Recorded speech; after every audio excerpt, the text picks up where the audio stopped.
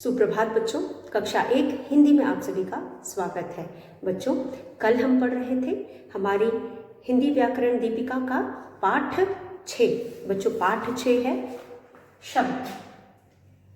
शब्द का अर्थ इंग्लिश में हम शब्द को वर्ड्स कहते हैं। इंग्लिश में हम शब्द को वर्ड्स कहते हैं। तो बच्चों, कल हमने जाना कि किस तरह से वर्णों के मेल से शब्द बनता है। जब हम वर्णों को मिलाते हैं या कुछ वर्णों को एक साथ लिखते हैं तो वहाँ पे शब्द बनता है। और बच्चों, शब्द उन्हीं वर्णों के मेल को हम शब्द कहते हैं जिससे हमें कुछ अर्थ पता चलता है या जिसका कोई मतलब होता है। अगर हम बिना ऐसे वर्णों का मेल बनाए जिसका कोई मतलब नहीं निकलता तो वह शब्द नहीं कहलाते। तो बच्चों, वही वर्णों के मेल शब्द कहलाते हैं जिनके अर्थ होते हैं। तो यहाँ पे हमने कुछ उदाहरणों को भी देखा था और उदाहरणों के जरिए हमने जाना कि किस तरह से कौन से शब्द कहलाते हैं और कौन से शब्द नहीं कहलाते हैं। तो यहाँ पे बच्चों आप देख सकते हो, कमल का चित्र दिया हुआ है।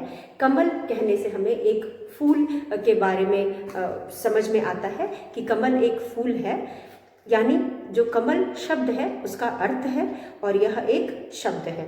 और इसी कमल को अगर हम उल्टा करके लिखते हैं ल म क, तो बच्चों ल म क से हमें कुछ भी नहीं समझ में आ रहा है, इसका कोई अर्थ नहीं है, इसलिए हम ल म क को शब्द नहीं कहेंगे। वहाँ पे भी हमने वर्णों को जोड़ करके मिला करके लिखा है, लेकिन उन वर्णों के मेल से हमें कोई ऐसा शब्द नहीं मिलता जिसका अर्थ है, इसलिए उसे हम शब्द नहीं कहेंगे।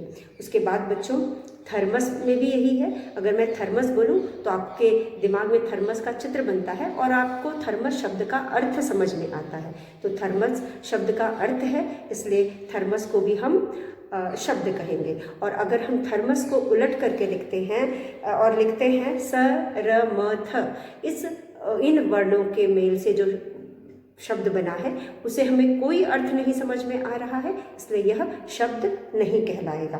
तो बच्चों, कमल यह शब्द है क्योंकि इसका अर्थ है। थर्मस यह शब्द है क्योंकि इसका अर्थ है। ल क म यह शब्द नहीं है क्योंकि इसका कोई अर्थ नहीं। स र म थ यह शब्द नहीं है क्योंकि इसका अर्थ नहीं है। तो वह शब्द जिनका अर्थ होता है उसे ही हम शब्द कहते हैं और जिनका कोई अर्थ नहीं होता उन्हें हम शब्द नहीं कहते हैं। तो बच्चों समझो, अक्षरों के उस मेल को शब्द कहते हैं जिसका कोई अर्थ होता है। तो यहाँ पे हम शब्द पढ़ रहे थे। शब्द का मतलब है श, आधा ब और द। शब्द का मतलब है अक्षरों र पर ओ की मात्रा रो और बिंदी, अक्षरों के उस मेल, म पर ए की मात्रा में, ल मेल, अक्षरों के उस मेल को, क पर ओ की मात्रा को शब्द, श आधा ब द, शब्द कहते हैं।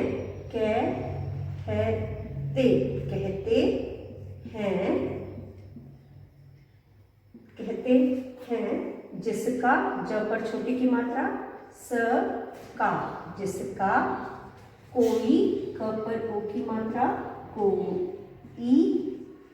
कोई अर्थ होता है। कोई अर्थ होता है। ह पर ओ की मात्रा हो, त पर आ की मात्रा ता है। तो बच्चों, शब्द क्या है? अक्षरों के उस मेल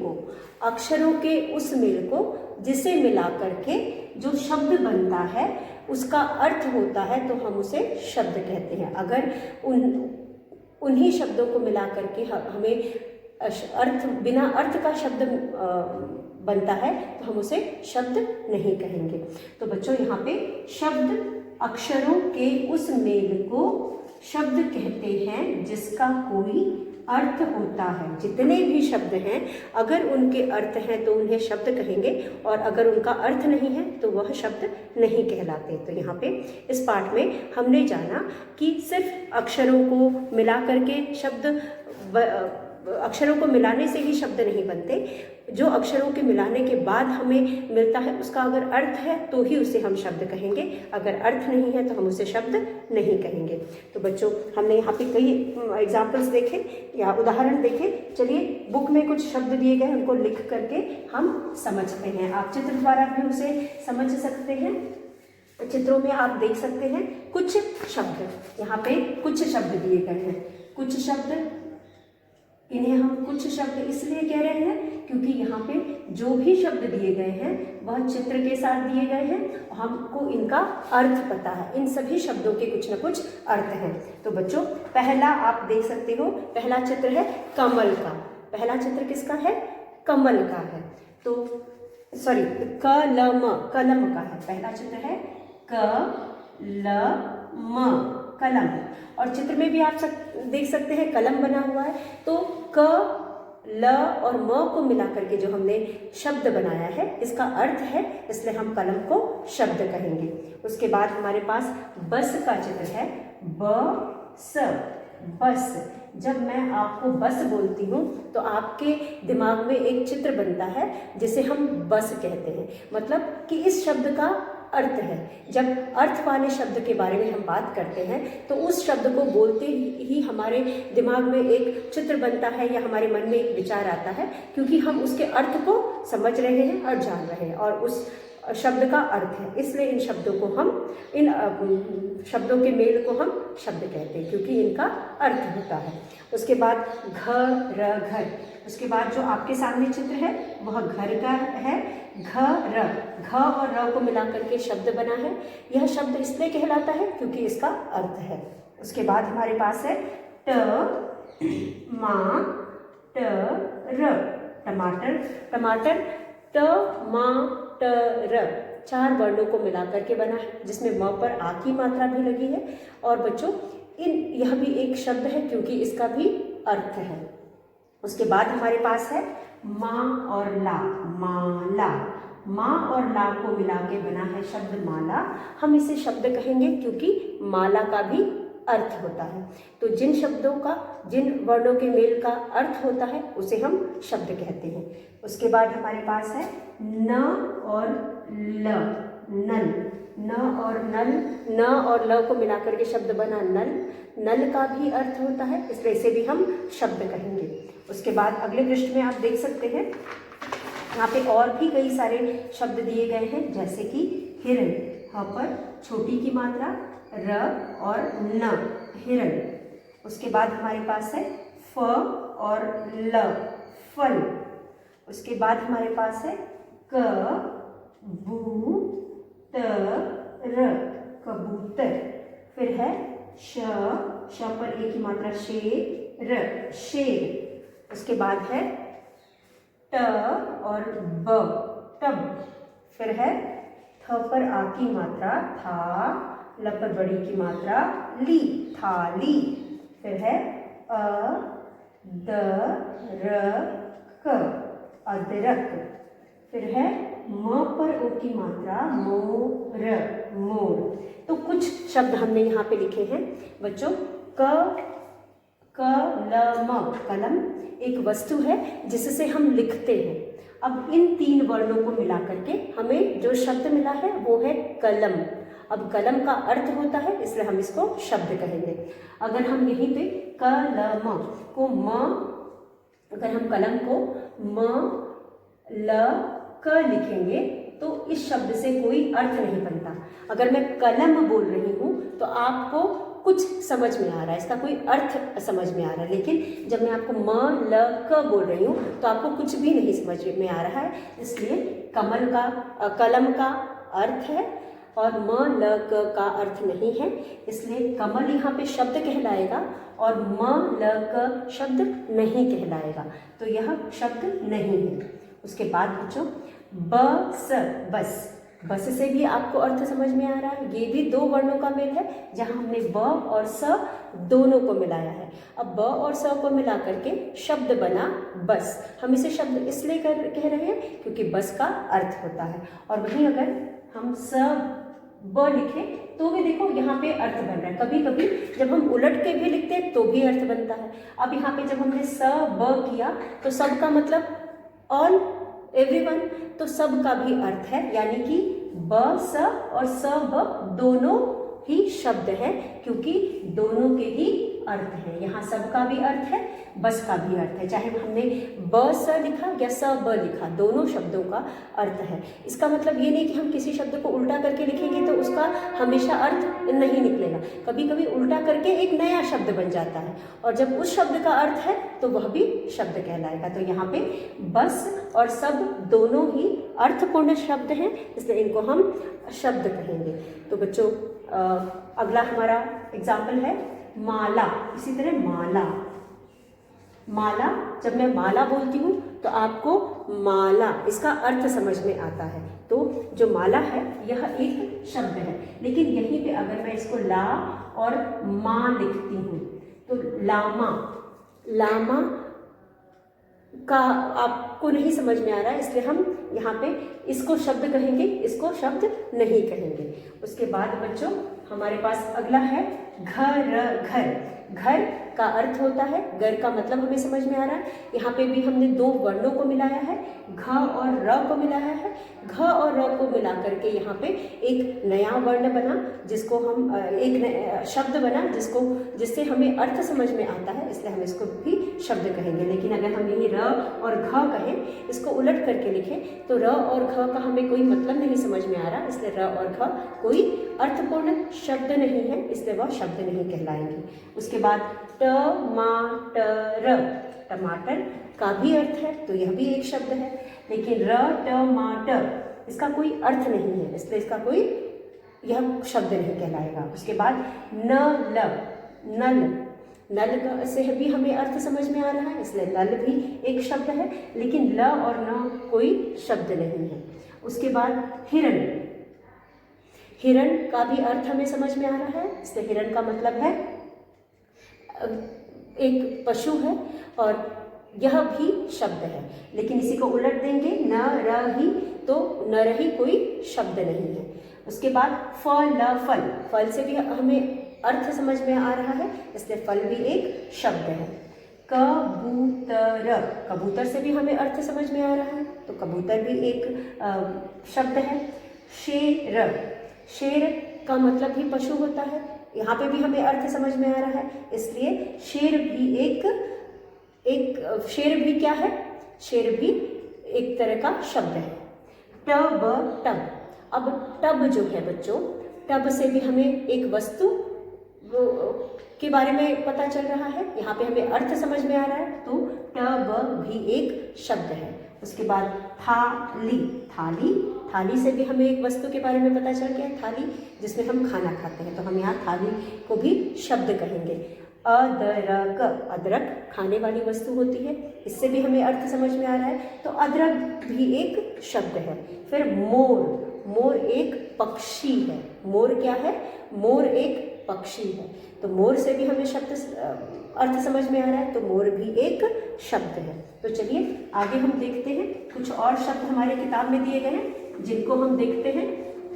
तो बच्चों उन वर्णों का मेल जिससे हमें अर्थ पता चलता है, जिनका हमें अर्थ पता चलता है उसे हम शब्द कहते हैं। उसके बाद हमारे पास है किताब, किताब भी एक वस्तु है जिसे हम पढ़ाई करने के काम में लाते हैं, किताब। उसके बाद हमारे पास है बस्ता, ब आधा स और त पर आ की मात्रा ता, बस्ता।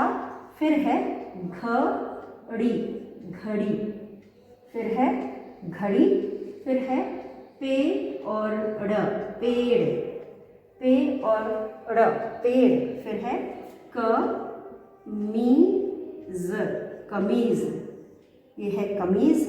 फिर है पतंग, पतंग। फिर है आम, आम। फिर है छ त र पर बड़ी की मात्रा री, छतरी। उसके बाद हमारे पास है, नीचे आप देख सकते हैं मटर, म ट र, मटर। उसके बाद है च र ख पर आ की मात्रा खा, चरखा। फिर है आ ग, आग। फिर है प पी त पर आ की मात्रा ता, पपीता। फिर है क पर छोटे की मात्रा कुत्ता। फिर है क पर एक की मात्रा के, ला, केला।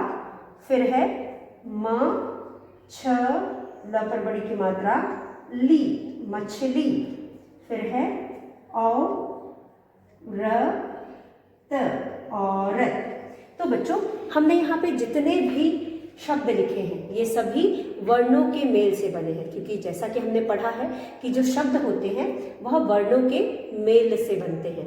कोई भी शब्द कैसे बनता है? वर्णों के मेल से, वर्णों को जोड़ करके हम शब्द बनाते हैं। तो उसी तरह बच्चों यहाँ पर भी जितने भी शब्द दिए गए हैं सब वर्णों के मेल से बने हैं। अब इन सभी के कुछ न कुछ अर्थ हैं, इन सभी का कुछ न कुछ अर्थ है। जैसे कि किताब, बस्ता, घड़ी, पेड़, कमीज, पतंग, आम, छतरी, मटर, चरखा, आग, पपीता, कुत्ता, केला, मछली, औरत। और जब हम इन शब्दों को पढ़ रहे हैं तो हमें इनका मतलब समझ में आ रहा है। इन सभी शब्दों को पढ़ने से हमें कुछ न कुछ अर्थ समझ में आ रहा है। तो ये शब्द, जितने भी शब्द हमने लिखे हैं यहाँ पे, सबको हम शब्द कहेंगे। इन सभी वर्णों के मेल को हम शब्द कहेंगे, क्योंकि सबका कुछ न कुछ यहाँ पे अर्थ है। तो बच्चों, यहाँ पे जितने भी हमने शब्द लिखे हैं सबका कुछ न कुछ अर्थ है। जैसे कि किताब। बच्चों, किताब एक वस्तु है जिसे हम पढ़ते हैं, जिसका हम पढ़ाई में प्रयोग करते हैं, तो किताब भी एक शब्द है। बस्ता भी एक वस्तु है जिसका हम पढ़ाई में उपयोग करते हैं, तो यह भी एक शब्द है। घड़ी हम अपने कलाई पे लगाते हैं जिसमें हम समय देखते हैं, तो यह भी एक वस्तु है जिसका अर्थ हमें समझ में आ रहा है, इसलिए यह भी एक शब्द है। पेड़ भी हमें समझ में आ रहा है, एक जीवित वस्तु है जिससे हमें फल मिलता है, लकड़ियाँ मिलती हैं, शुद्ध हवा मिलता है, तो यह भी एक वस्तु है जिसका अर्थ है और इसे हम शब्द कहेंगे। कमीज एक वस्त्र है, एक वस्तु है जिसे हम पहनते हैं, जिसे हम वस्त्र कहते हैं, तो कमीज भी कहने से भी हमें अर्थ समझ में आ रहा है, इसलिए हम इसे भी शब्द कहेंगे। पतंग, जब मैं पतंग कहती हूँ तो झट से आपका दिमाग में घंटी बजी, वाह पतंग, मज़ा आता है पतंग उड़ाने में। तो पतंग कहते ही आपके दिमाग में वह चीज़, उस चीज़ का चित्र बन गया जिस चीज़ का मैं नाम ले रही हूँ, मतलब उसका अर्थ आपको समझ में आ रहा है। तो जब हमें किसी भी वर्णों के मेल से बनने वाले शब्द का अर्थ समझ में आता है तो हम उसे शब्द कहते हैं। उसके बाद आम फलों का राजा, सभी को अच्छा लगता है आम खाना, तो यहाँ आम से आपको एक फल के बारे में आपके दिमाग में विचार आ रहा है, आम कहते ही मतलब इसका अर्थ आपको समझ में आ रहा है, तो आम भी एक शब्द है। उसके बाद छतरी भी एक वस्तु है जिसका प्रयोग हम बारिश में करते हैं। आप सभी जानते हो कि छतरी का प्रयोग हम बारिश के समय करते हैं, और बारिश के समय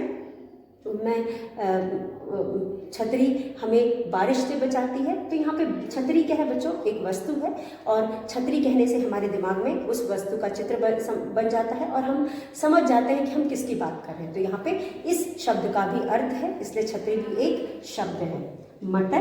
मटर भी आप लोगों को बहुत पसंद होगा, जाड़े में मटर खूब खाए होंगे आप। तो बच्चों, मटर एक सब्जी है जिसे सब पसंद करते हैं, तो यहाँ पर भी मटर कहने से हमें एक वस्तु या एक सब्जी के बारे में पता चलता है, तो इसे भी हम शब्द कहेंगे, मतलब इसका अर्थ भी हमें समझ में आ रहा है। चरखा क्या होता है बच्चों?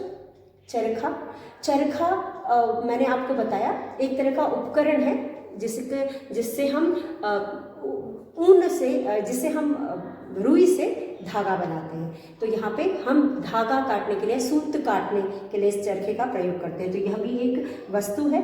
चरखा कहने से भी हमें उस वस्तु के बारे में हम सोचना शुरू कर देते हैं, यानी यहाँ पे हमें अर्थ समझ में आ रहा है। तो यह भी एक शब्द है। आग कहने से भी अर्थ समझ में आ रहा है। पपीता भी एक फल है जिसे हम खाते हैं। कुत्ता, कुत्ता एक पशु है। केला, केला एक फल है। तो इन नामों को लेने के बाद आपके दिमाग में कुछ ना कुछ समझ में आ रहा है। इसलिए इन सब भी शब्दों का अर्थ है। अर्थ होता है तभी आप कुछ समझ पाते हैं। अगर अर्थ नहीं होता तो आपको कुछ भी आपके दिमाग में नहीं आएगा, मतलब उस शब्द के बारे में हमें कुछ भी समझ में नहीं आएगा, यानी वह शब्द नहीं है। उसके बाद मछली है और औरत है। तो यह सभी जो इन शब्दों को हमने लिखा है, यह वर्णों के मेल है जिनका कुछ ना कुछ शब्द, कुछ ना कुछ अर्थ है। और जिन शब्द वर्णों के मेल से बनने वाले शब्द का अर्थ होता है उसे हम शब्द कहते हैं। तो बच्चों, हम अब इस पाठ से संबंधित अभ्यास करते हैं। मुझे उम्मीद है कि आपको शब्द समझ में आ गए होंगे। वर्ण क्या होते हैं? स्वर और व्यंजन। स्वर और व्यंजन, स्वर को हम मात्रा के तौर पे यूज़ करते हैं या फिर हम उसे शब्द बनाने के लिए भी यूज़ करते हैं, प्रयोग करते हैं। और व्यंजनों, स्वर और व्यंजन को मिला करके जो शब्द बनाते हैं उनके अर्थ होते हैं तो हम उन्हें शब्द कहते हैं। अगर उनका अर्थ नहीं होता तो हम उन्हें शब्द नहीं कहते हैं। उसके बाद बच्चों, आप देख सकते हैं अभ्यास में पृष्ठ संख्या 21 में, पृष्ठ संख्या 21 में बच्चों आपके पास अभ्यास कार्य है। यहाँ पे पहला है चित्र देखकर, चौपड़ छोटी की मात्रा त्र, चित्र देखकर, चित्र देखकर, नाम, न पर आ की मात्रा नाम, मिलाओ, म पर छोटी की मात्रा, ल पर आ की मात्रा ओ, चित्र देखकर नाम मिलाओ। अब यहाँ पे बच्चों हमारे पास है पहला चित्र है बच्चों टमाटर। टमाटर चित्र को नीचे दिए गए बॉक्स में टमाटर दिया गया है, उसके साथ हम इन्हें मिलाएंगे। नीचे एक बॉक्स दिया गया है जिसमें इन चित्रों के नाम लिखे हैं। तो यहाँ पे सबसे पहले लिखा है श पर ए की मात्रा शेर, शेर। फिर है ग, ग पर आ की मात्रा गाय, गाय। फिर है म, म पर आ की मात्रा माला।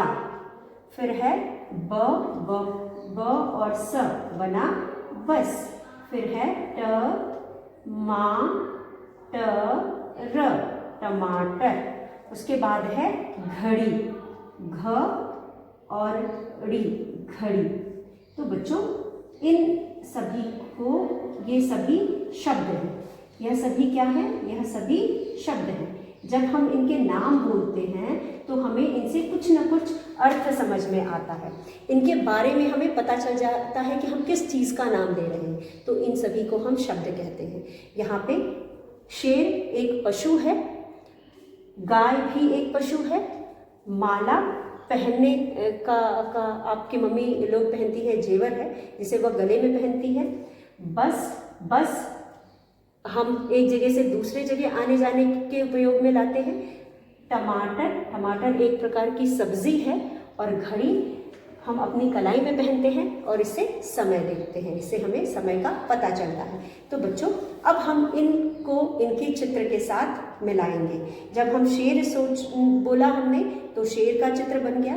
इस शेर को हम उसके चित्र के साथ मिलाएंगे। जो शेर लिखा है उसको हम चित्र के साथ मिलाएंगे। तो सबसे पहला शब्द शेर है और चित्र है तीसरे नंबर के चित्र के साथ हम शेर को मिलाएंगे।